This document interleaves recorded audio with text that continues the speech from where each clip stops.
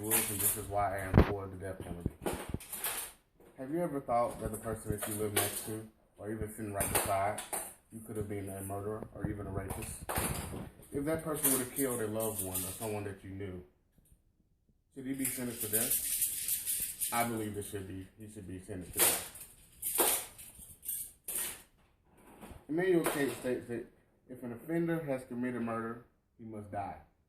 In this case, no substitution or unjust actions, and there's no parallel between even death and the miserable life. So that retribution, unless the perpetrator is judicially put to death. The history of the death penalty, the benefits of the death penalty, and showing that racism is not really a factor in the death penalty, will persuade you to be pro-death penalty or pro-capital punishment. The death penalty has been around for many centuries. It was first used in the 18th century by King Hammurabi out of Babylon, which was stated by Sharp on deathpenalty.org. And it was codified for 25 different crimes for death penalty. But murder wasn't included in this, which is weird.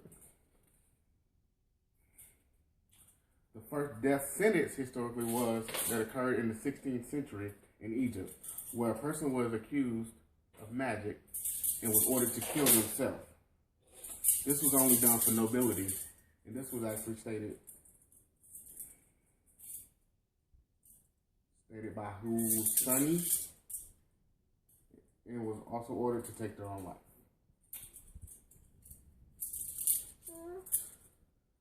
So capital punishment is actually supported also in the Bible.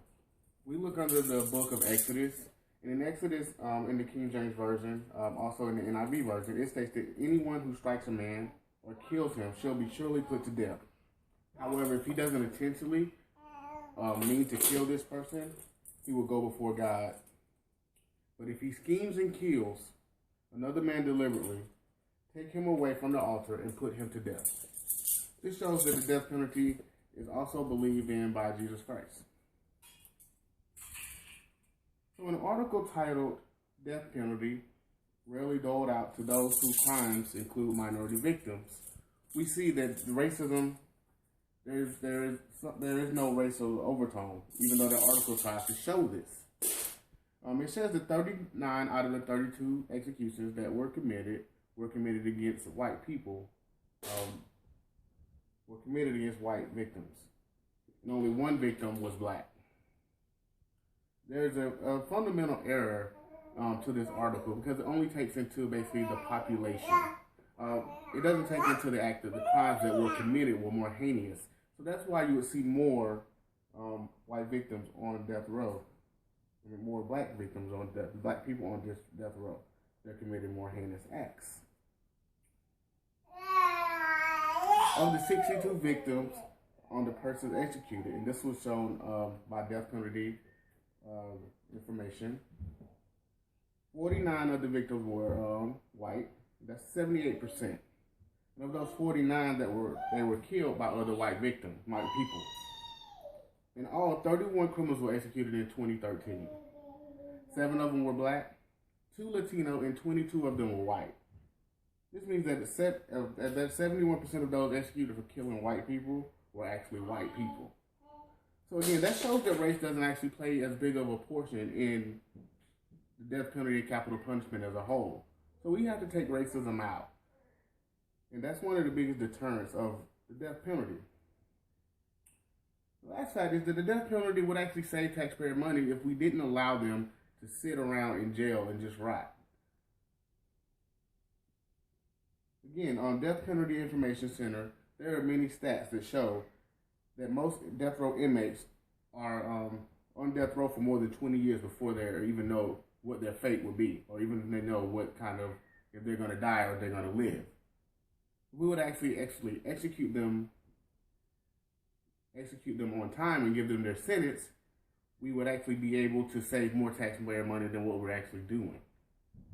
If we just let them stay on life without parole, we're actually wasting more money keeping them alive than actually killing them. For many years, the death penalty has been one of the most controversial topics in the United States.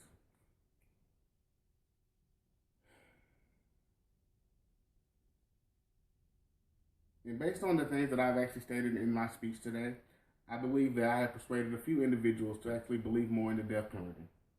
As George Bush stated, I support the death penalty because I believe it is administered swiftly and justly.